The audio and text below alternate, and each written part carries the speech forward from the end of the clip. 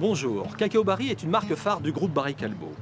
Nous sommes l'expert du chocolat depuis la fève jusqu'au chocolat. Depuis 160 ans, Cacao Barry est au service des artisans, pâtissiers, chocolatiers, restaurateurs. Et aujourd'hui, nous allons vous faire partager notre innovation, le beurre de cacao. En cuisine, le beurre Mi-Crio. Allons-y.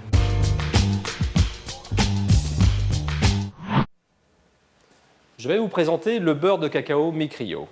Il est désodorisé, en poudre, facile à utiliser. Bonjour Jérôme. Bonjour Philippe. Donc Jérôme Dubois est meilleur ouvrier de France Cuisine 2004 et donc nous allons voir des tours de main ensemble sur le domaine de la cuisine essentiellement. Nous allons vous montrer un parallèle entre nos méthodes habituelles et l'utilisation de notre beurre Mi-Crio en mettant en avant donc des préparations préliminaires et certaines cuissons. Nous allons donc commencer par la mise en place. Nous allons remplir la saupoudreuse de ce Mi-Crio en poudre. Donc c'est facile à utiliser. Voilà. Nous sommes en place pour travailler. Tu pourras remarquer donc pendant la mise en place que la saupoudreuse va rester à température ambiante. Le beurre Mi-Crio ne craint pas les températures.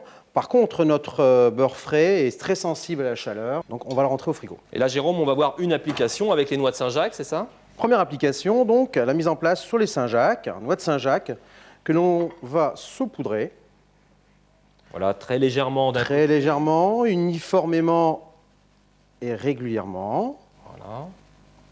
Fine couche de chaque côté.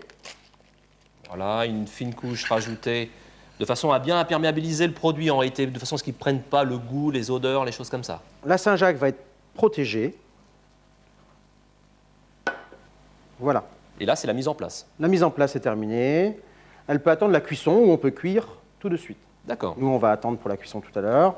Donc, le constat, nous avons donc une mise en place qui est très rapide et facile d'utilisation. Donc là, on va le mettre au frigo. Au frigo. Donc là, nous allons voir une application concernant donc la viande. La viande, nous prenons donc un tourne-dos de bœuf. Est-ce qu'on peut utiliser que du beurre Mi-Crio ou il y a possibilité d'avoir donc des injonctions d'épices ou autre chose? Parce Voilà. que je vois que tu en as quelques-unes ici. Un des avantages donc, du Mi-Crio, c'est que c'est sec. C'est une poudre sèche, D'accord, sans eau. sans eau, qui permet donc le mélange facile, on va le voir, d'arômes et d'épices. Ça peut être du sel, du poivre, tout simplement. Ou comme là, aujourd'hui, je vous ai fait un petit mélange de 4 épices. D'accord. Là, on laisse le choix à nos amis cuisiniers de créer, de mettre en place leur petite préparation. Donc, vous voyez, c'est simple, c'est rapide.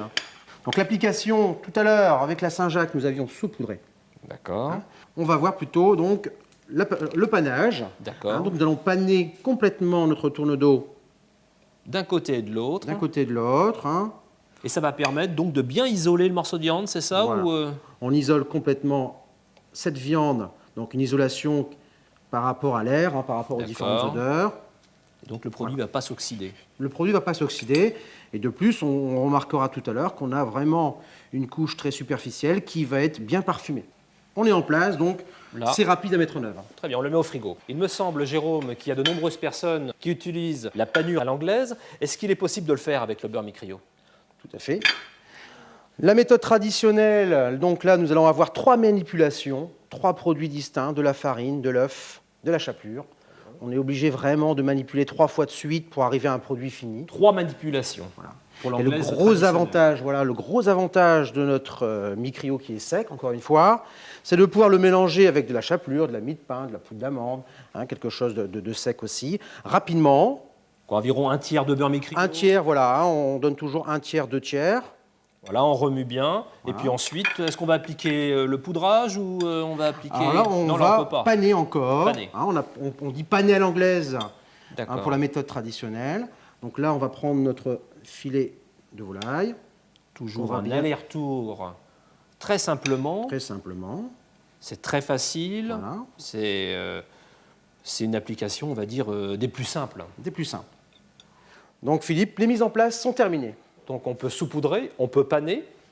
Voilà, le principal, on l'a bien vu dans toutes nos préparations, c'est d'enrober le produit pour les préparer à la cuisson. Donc nous allons nous retrouver pour la cuisson.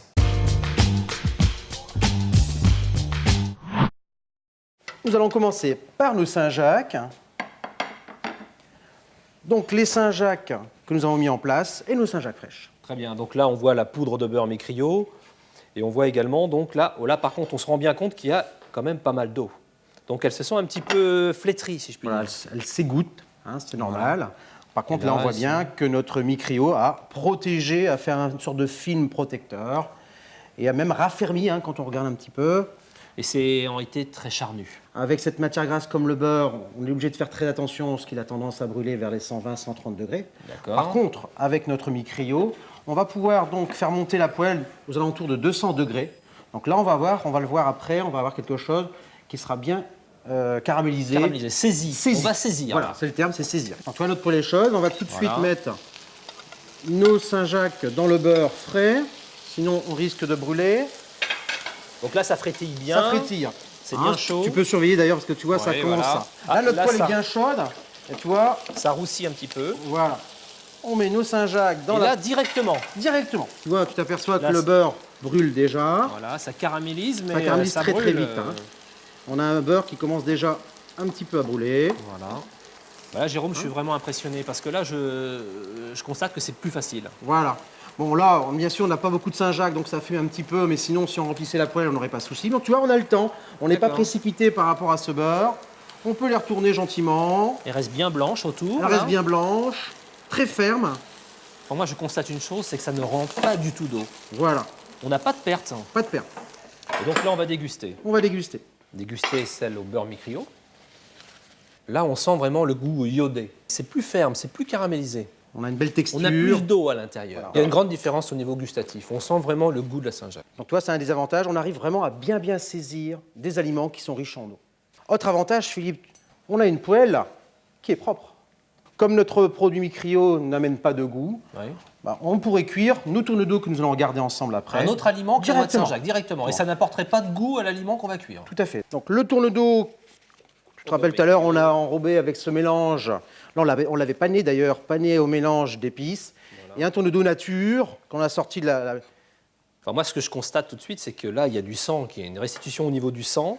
Hein, et là, ça fait vraiment le produit qui est propre, net, prêt à être cuit. Et en réalité, on a toujours ce côté, c'est agréable de travailler en réalité.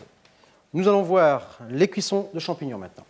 Donc, notre champignon qui a été fait en mise en place, qui a été enrobé, comme tout à l'heure notre tourne d'eau, de beurre micrio. Donc, tu vois, il a été bien isolé, bien enrobé. Et notre champignon qu'on a lavé, donc 150 grammes de chaque côté, avant de les cuire. Très bien. Donc là, on constate quand même qu'ils sont beaucoup plus blancs. Et là, il y a une légère petite Voilà, oxydation. hein. C'est On ça dit toujours qu'il faut bien laver les champignons la dernière minute, hein, et ça oxyde très très vite. C'est parti. Voilà, le feu vert de Donc, tu vois, Jérôme. en même temps, nous mettons nos champignons. C'est toujours la même technique, la poêle à sec. Là, par contre, je vais prendre une petite fourchette pour qu'on puisse bien voir. Mais là, on voit bien qu'il y a une décantation. On a l'eau du champignon. Et puis, en réalité, il ne caramélise plus les champignons. Voilà, il a du mal à caraméliser, il est plein d'eau, Plein d'eau. Et là, par contre, on n'a rien, on n'a rien. Rien, mais rien du tout. rien du tout. C'est impressionnant. Et là, il y a aussi, je constate, une perte de volume. Oui. C'est-à-dire, on voit qu'il se vide de son eau, Voilà. on perd du volume. En moyenne, si on pesait 10% à peu près, hein, Et là, ça caramélisera plus. Il faut attendre que ça soit, qu'il n'y ait plus d'eau, quoi. voilà, il faut attendre vraiment que... Donc on va surcuire le champignon pour essayer de le colorer. D'accord. Parce que là, on a un champignon qui est déjà cuit. Donc tu vois, on gagne du temps, Du temps, la belle coloration, belle coloration. et on n'a pas de déperdition d'eau. Alors, on va le goûter.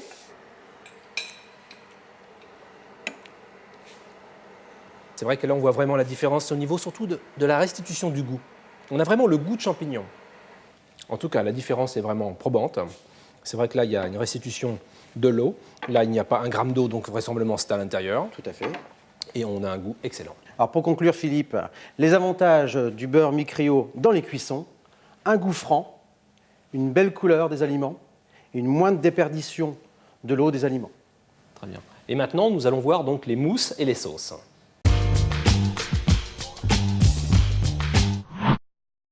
Voilà, nous avons réalisé il y a 1 heure 2 sauces hollandaises, une recette traditionnelle donc, au beurre. Là, on constate vraiment une décantation rapide au bout d'1 heure. Hein. Voilà, hein, c'est le gros problème de ces sauces au niveau des mises en place. Au bout d'1 heure, on a une décantation qui est évidente, hein, on est pratiquement à la moitié. Et là, régulièrement, il faudra la fouetter pour pouvoir la maintenir en stabilisation. Tout à fait, une sauce délicate D'accord. à réchauffer. Hein. Par contre, notre sauce hollandaise au beurre micrio, Qui a été faite il y a 1 heure également. 1 heure aussi. Et là, on voit une belle émulsion de stabilisation. Voilà, donc Et ça, c'est dû au beurre micrio. ce beurre micrio. D'accord. Qui stabilise donc ce jaune d'œuf sur une période hein. Donc même si au bout d'un certain temps, le produit a tendance un petit peu à retomber, on est capable de la remonter facilement et de la restabiliser. Et est-ce que c'est le cas uniquement pour la sauce hollandaise ou on a d'autres sauces qui pourraient être stabilisées de la même façon? Non, toutes les sauces riches en beurre pourraient être enrichies donc au beurre mi-criolla et d'être stabilisées par la suite. D'accord, très bien. Et là, nous avons des mousses d'avocat, je crois. Voilà. Nous avons préparé donc 2 mousses d'avocat. Oui. Donc une mousse d'avocat réalisée avec de la gélatine. D'accord. Nous avons donc 2 recettes identiques. Voilà. Une donc à la gélatine et une donc au beurre mi-criolla, où là on met bien en valeur, en évidence, le pouvoir stabilisant du mi-criolla. Très bien. Enfin, moi, ce que je constate tout de suite, c'est la différence de couleur. Hein, je pense qu'on va goûter, comme ça, on va pouvoir voir vraiment la différence.